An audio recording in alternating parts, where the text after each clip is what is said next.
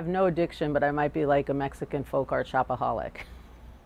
Dina Leor may have grown up in the East Village of New York, but she has a passion for all things Mexican.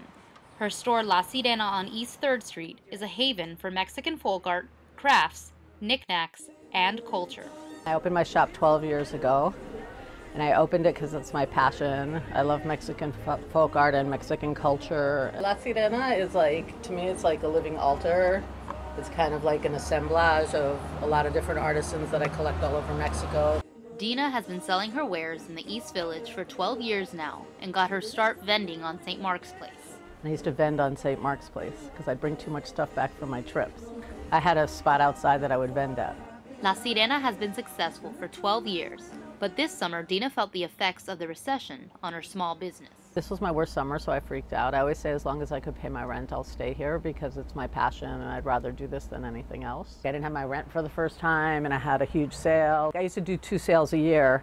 Now I do at least 1 sale a month on something. Dina has also seen the neighborhood change with the influx of gentrification.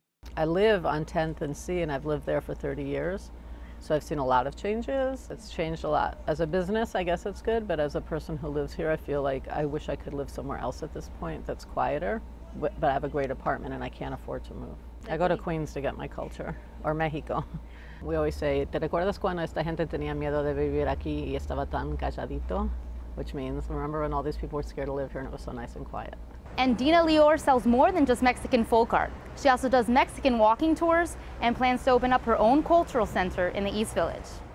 Hi Jason, this is Dina from La Sirena. I was calling to find out, I was interested in the store over on East 6th Street. I would love to have the community center. It's not really community, it's more like a cultural center. I would love that to really happen. That's been my dream for years. I kind of feel like La Sirena is popping at its seams and it's ready to blow and I'm ready to expand. The cultural center would be wonderful because then we'd have art classes and language exchange and lawyers coming in to speak to people about the legality of being in New York if you're undocumented. It's way over my budget. Dina has applied for a grant and has been working with members of the local community to fund her dream for a cultural center. 3,000 members on her email list have voted for her to receive grants, but so far she has been unsuccessful. I find that my store, besides being just a store, there's kind of like this cultural feeling to it and kind of like a community feeling, and that to me means a lot. Like people are always surprised to see like a little piece of Mexico like on East 3rd Street.